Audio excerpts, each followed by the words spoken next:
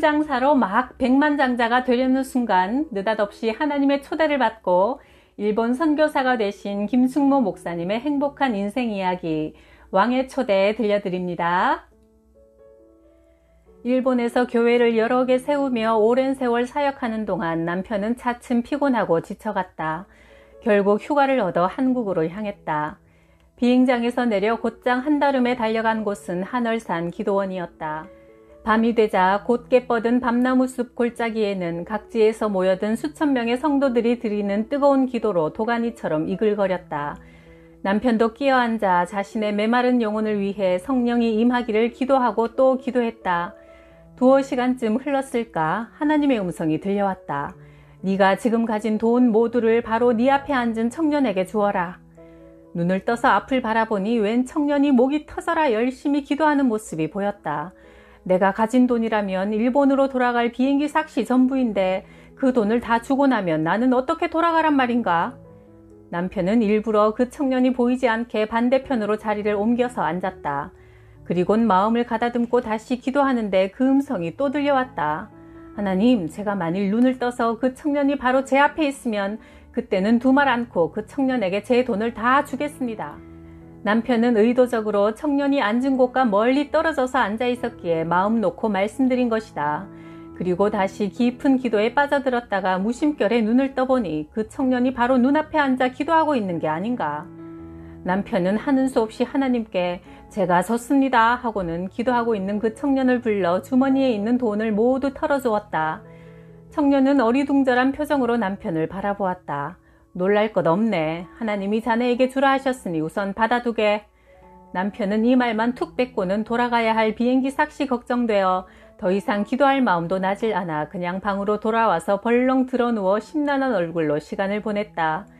저녁 예배 시간 이천성 목사님이 예정에 없이 이렇게 말했다.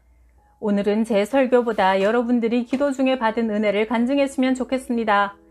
그러자 바로 낮에 돈을 몽땅 털어주었던 그 청년이 나왔다. 저는 대전 침례신학교 졸업반 학생입니다. 이번 학기가 마지막 학기인데 가정 형편이 어려워 그동안 등록금을 내지 못했습니다.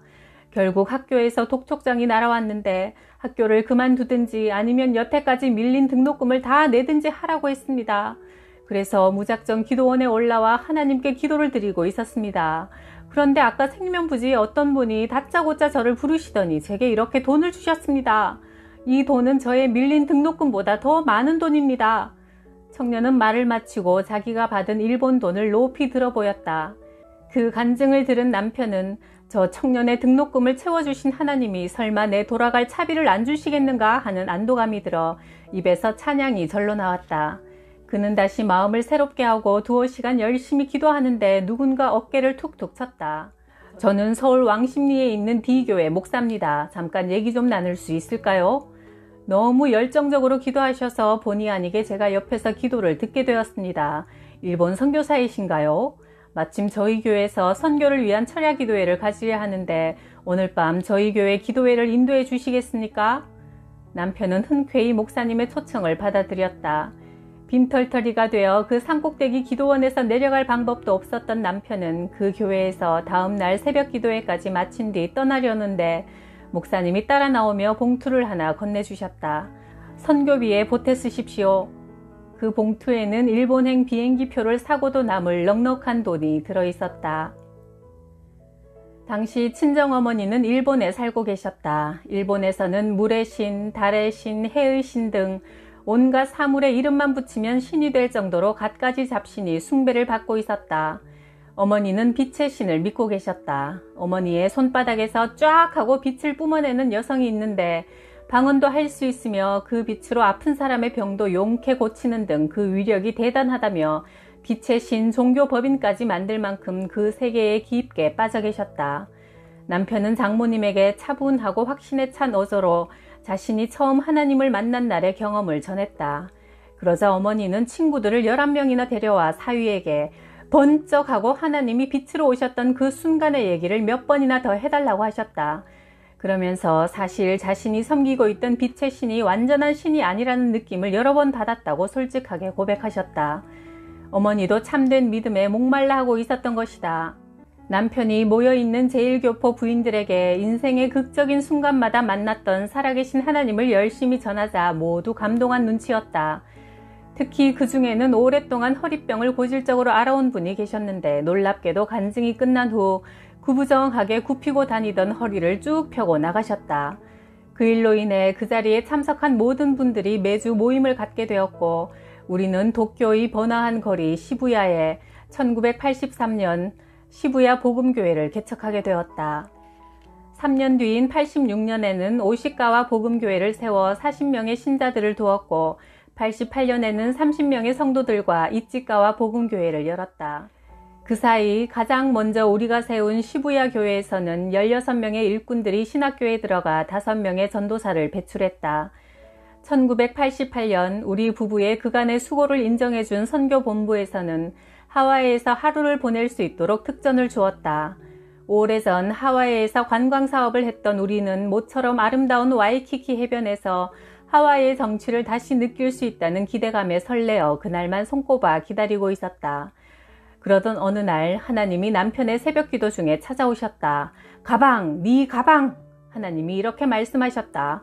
네? 주님 무슨 말씀이십니까? 남편은 무슨 말씀인지 몰라 의아했지만 곰곰이 생각해보니 떠오르는 사건이 하나 있었다. 예수님을 믿기 전인 12년 전 하와이 호놀룰루에서 그는 막 시작한 사업을 위해 어느 큰 가게에서 쇼핑을 했다. 고급스런 가방 하나가 마음에 들어 얼른 집어들었고 그 밖에 사무실에 필요한 문구류를 골라 계산대에 섰다. 그런데 계산원 아가씨가 잠깐 착각을 했는지 $100짜리 가방을 계산해서 빠뜨리는 게 아닌가. 그는 모른 척하고 있다가 문을 나서며 횡재한 기분이 들어 신이 났다. 왠지 앞으로 펼칠 사업이 잘 될 것 같은 기분 좋은 예감이 들었다. 첫날부터 재수가 좋다고 생각했기 때문이다.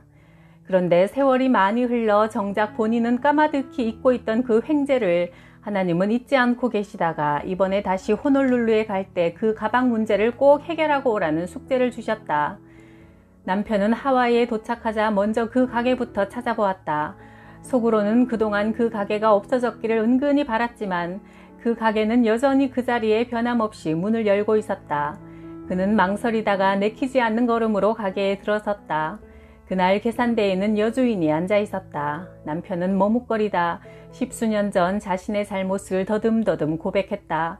그리고 그 후 자신은 하나님을 만나 선교사가 되었고 이번 기회에 그때 값을 치르지 않았던 돈을 갚고 용서를 빈다고 말했다. 그러자 여주인은 이렇게 와준 것만으로도 고맙습니다. 그동안 물건들을 많이 잃어버렸지만 당신 같은 사람은 처음입니다 하며 돈 받기를 극구 사양했다. 그러나 남편은 지금이라도 반드시 갚아야 마음이 편하다며 기어코 돈을 내고 나왔다. 그때 그는 마음속에서 내가 너를 기뻐하노라, 내가 너를 사랑하노라 하시는 하나님의 음성을 똑똑히 들었다. 1972년 미국으로 온 우리 부부는 LA 남쪽에 위치한 롱비치라는 도시 해변에서 술을 파는 리커스토어를 시작하게 되었다. 다행히도 장사는 번창해서 가게는 여름 내내 손님들로 북적였고 백만장자가 꾸민 남편은 소원대로 돈 버는 재미에 푹 빠져 살았다. 그렇게 1년 정도 더 이상 무슨 삶의 염려가 있을까 싶을 정도로 살았다. 그러나 뜻밖에도 남편은 이 무렵부터 인생의 허무함과 허탈감이 조금씩 들기 시작했다. 우리 부부는 이민 초기부터 교회를 다녔지만 하나님을 찾는 참된 믿음 때문이라기보다 이민자로서 교제의 폭을 넓히기 위해 다녔다. 사실 우리에게는 로타리 클럽이나 교회나 별 다른 차이가 없었다. 교회의 머리 대신 예수란 분에게는 조금도 관심이 없었다. 토요일이면 같은 교회를 다니는 또래 친구들이 우리 집에 모여 밤새워 술 마시고 담배를 피워가며 포커도 쳤다. 사업이 잘 되었지만 남편은 그만한 성공으로는 성이 차지 않았는지 부동산 중개인 자격증을 땄고 주일이면 예배는 뒷전으로 미루고 일로 더욱 바쁜 나날을 보내게 되었다. 백만장자의 꿈이 실현되기 직전인 1977년 8월 달빛이 아름다운 어느 여름밤 서울대 음대 교수인 친구가 찾아왔다. 그는 얼마 전 후두암 진단을 받고 기도하는 가운데 하나님께서 기적적으로 치유해 주시는 은혜를 입었다는 체험을 증거했다. 그의 확신에 찬 음성과 기쁨이 깃든 표정이 예사롭지 않았다. 남편은 가게에서 가장 품질 좋은 고급 포도주 한 병을 가지고 와서 홀짝홀짝 다 비우며 말했다. 장사도 잘 돼서 돈은 벌리는데 내 마음이 왜 이렇게 허전하기만 할까? 그건 네가 하나님의 사랑을 모르고 살기 때문이야. 이렇게 열심히 하루하루를 살아도 가슴 한구석이 텅하니 빈 느낌이 드는 게 단지 하나님의 사랑을 모르기 때문이란 말인가? 그렇고 말고 우리 마음속에는 우리를 만드신 하나님이 아니면 그 누구도 무엇도 대신 채울 수 없는 공간이 있거든. 그 공간은 하나님의 사랑이 아니면 이 세상 어느 것으로도 메워지지 않아. 너는 지금 그 공간을 발견하고 허전해하는 거지. 때로 어떤 사람들은 영영 하나님을 모른 채 그 허전한 공간을 채우려고 술에 빠지기도 하고 도박에 빠지기도 하지. 그럼 왜 내 눈에는 그 하나님이 안 보이지? 우리가 하나님의 사랑을 볼 수 없는 것은 모두가 다 죄인이기 때문이야. 우리의 죄가 장벽처럼 하나님과 나 사이에 가려져 있어 하나님이 살아계시되 볼 수 없는 거지. 그 죄를 없애야 하는데 죄인인 우리 스스로는 도저히 해결할 길이 없거든.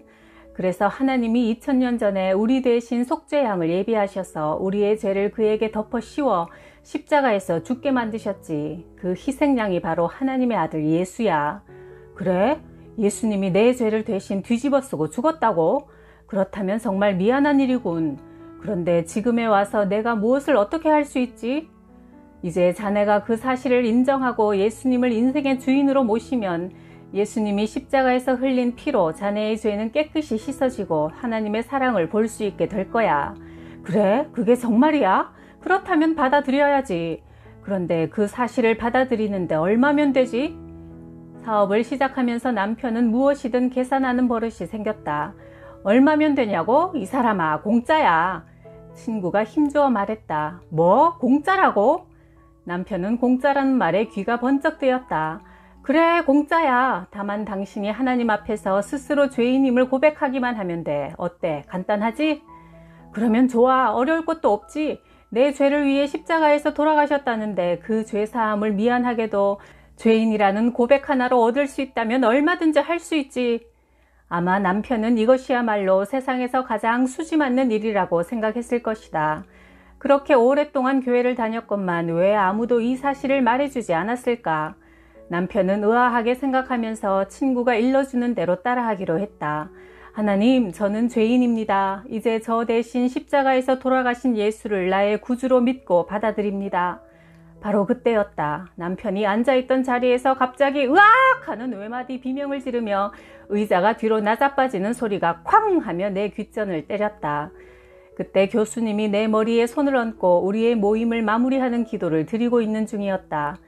남편은 마치 어린아이처럼 땅바닥에 주저앉아 계속 잘못했습니다, 잘못했습니다를 외치며 엉엉 울고 있었다. 나는 너무나 놀랐다. 남편은 전형적인 한국 남자라 나나 아이들에게 무척 근엄하고 권위적인 모습을 늘 보여주던 사람이었다. 그런데 지금 어린애처럼 큰 소리로 펑펑 울고 있으니 나로서는 그저 입이 딱 벌어지고 어안이 벙벙할 따름이었다. 그가 입술로 믿음을 고백하는 그 순간 그의 가슴 깊은 곳에서 뜨거운 것이 울컥 솟구쳐 올랐고 뭉클하는 그 기운을 감당하지 못해 악! 하는 외마디 비명을 지르며 의자에 앉은 채로 뒤로 나자빠진 것이다. 그는 2000년 전에 얼굴도 모르고 이름도 모르는 자신을 위해 대신 죽은 그 예수란 분이 너무나 고마워서 흐르는 눈물을 멈출 수 없었다고 한다. 하나님께서 만세 전에 이미 택하셨고 사랑하셨던 남편의 영혼이 새롭게 번쩍 깨어나서 하나님과 만나는 황홀한 순간이었다. 그는 그날 밤 그렇게 만왕의 왕이신 하나님의 초대를 받은 것이다. 남편은 그렇게 한참을 울었다. 그리고는 이내 피곤하다며 서둘러 손님을 돌려보내고 잠자리에 들었다. 다음날 아침 고운한 잠에서 깨어난 남편은 지난밤 마치 뭔가에 홀린 것 같은 마음을 떨쳐버릴 수 없었다. 내가 고작 포도주 한 병에 취했나? 그는 고개를 갸웃거렸다. 하지만 이상하게도 그날 아침부터 남편은 담배에 손을 대지 않았다. 아침에 일어나면 담배부터 한 대 피워 물어야 하루 일과를 시작할 수 있었는데 그는 대뜸 오늘부터 담배 끝을 선언했다. 또 남편은 그들이 성경을 가지고 이야기했으니 내가 직접 성경을 읽어보고 확인해 봐야겠다 하고는 오랜 세월 먼지만 잔뜩 뒤집어 쓰고 있던 성경책을 챙겨 들고 출근했다. 게다가 평소 맥주와 위스키를 매일 두세 잔씩 즐겨 마시던 그가 그날로 술도 끊었다. 술을 마시면 취하고 나태해져 성경을 읽을 수 없다는 이유에서였다. 장사를 하는 틈틈이 마태복음부터 읽기 시작하면서 남편은 실타래처럼 술술 풀려나오는 말씀을 쫓아가며 성경책을 넘기기에 바빴다. 마태복음 27장에 이르렀을 때 예수의 십자가 처형 장면이 펼쳐졌다. 예수님이 십자가 위에 매달려 나의 하나님 어찌하여 나를 버리십니까? 하고 부르짖으며 괴로워하고 있는데 이는 내가 너를 사랑하기 때문이다 하는 음성이 들리면서 어디선가 손가락이 나타나 그가 다녔던 초등학교 복도 한 구석에 처박혀 있던 시커먼 걸레를 가리켰다. 그 더러운 누더기 걸레는 바로 35년간 세상과 적당히 타협하고 어울리며 살아온 자신의 모습임을 깨닫게 되었다. 예수님, 어떻게 걸레 같은 나를 위해 대신 죽어주셨나요? 당신을 죽인 것은 로마 병정들이 아니라 바로 나의 더러운 죄였군요. 오 주님, 정말 감사합니다. 하나님의 사랑이 가슴 벅차게 차오르기 시작했다. 먼 타양에서의 이민 생활이 힘들 때마다 남편은 친구들과 술 먹으러 다니던 무교동 명동거리를 추억하며 패티김이 불렀던 서울의 찬가를 목 터져라 불러댔었다. 하지만 세상 노래가 잠시의 위안은 될 수 있었지만 깊은 허전함을 채워주지는 못했다. 그렇게 어려운 이민 생활을 이겨낼 수 있었던 힘은 오로지 백만장자가 되겠다는 목표 하나였다. 하지만 그가 마침내 원하는 것을 얻게 되려는 문턱에서 전혀 뜻하지 않았던 하나님의 초대를 받게 된 것이다. 돈이란 먼지 같은 욕심을 채워줄 수 있을지는 몰라도 영혼의 갈증에는 아무 쓸모가 없었다. 하나님께서 우리를 목사와 선교사로 부르셔서 세상의 백만장자보다 훨씬 값지고 부자인 영혼의 백만장자로 탈바꿈시켜 주시기 시작한 것이다. 그해 11월 어느 날 남편은 부동산 일로 차를 몰고 LA를 다녀오는 길에 하나님 어쩌면 이렇게 부족한 저를 사랑하십니까? 감사합니다. 되뇌이는데 하늘에서 한 줄기 햇살이 무대 위의 조명처럼 그에게 내리꽂히더니 하나님의 음성이 들려왔다. 네가 정말 그렇게 나에게 감사하느냐? 네, 가슴이 너무 벅차올라 말로 형용할 수가 없습니다. 아들아, 내가 너처럼 사랑하는 1억 명의 사람들이 또 있다. 그런데 그들에게 내 사랑을 전해줄 사람이 없어 그들은 나의 사랑을 아직 깨닫지 못하고 있다. 거기가 어딥니까? 제가 그곳에 가서 아버지의 사랑을 전하겠습니다. 그곳은 바로 일본이다. 주여, 제가 그곳에 가겠나이다. 그는 집으로 돌아오자마자 크게 외쳤다. 하나님께서 나를 부르셨어. 내가 일본으로 가야겠어. 그는 마치 큰 선물을 받아 어쩔 줄 모르고 발을 동동 구르는 어린아이같이 기쁜 얼굴로 흥분을 감추지 못했다. 거룩하신 하나님께서 미천한 자신을 불러 소명을 주셨다는 사실이 너무나 벅차고 감동적인 일이 아닐 수 없다고 했다. 우리는 그때까지 번창하던 리커스토어를 정리하기로 했다.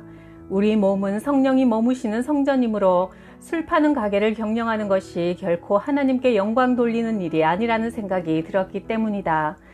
그런데 내놓으면 금세 팔려나갈 것 같던 가게가 1년이 지나도록 팔리지 않는 것이다. 남편은 이제 장사는 건성이었고 성경 공부 모임이며 집회를 찾아다니는 일에 더 열심이었다. 가게 운영은 어느새 적자로 돌아섰고 벌어놓은 돈도 야금야금 까먹어갔다. 더 이상은 안 되겠다고 용단을 내린 그가 1978년 12월 크리스마스 장사가 끝난 다음 날 일주일 금식 기도를 작정하고 기도원으로 올라갔다. 금식 4월째 되던 날 하나님의 음성이 힘차게 들려왔다. 리커스토어는 팔렸으니 걱정하지 말고 내려가라. 앞으로 내가 너를 쓸 터이니 너는 신학을 공부해라. 일주일 뒤 남편은 금식한 사람답지 않게 얼굴이 달덩이처럼 환하고 활기가 넘쳐 돌아왔다.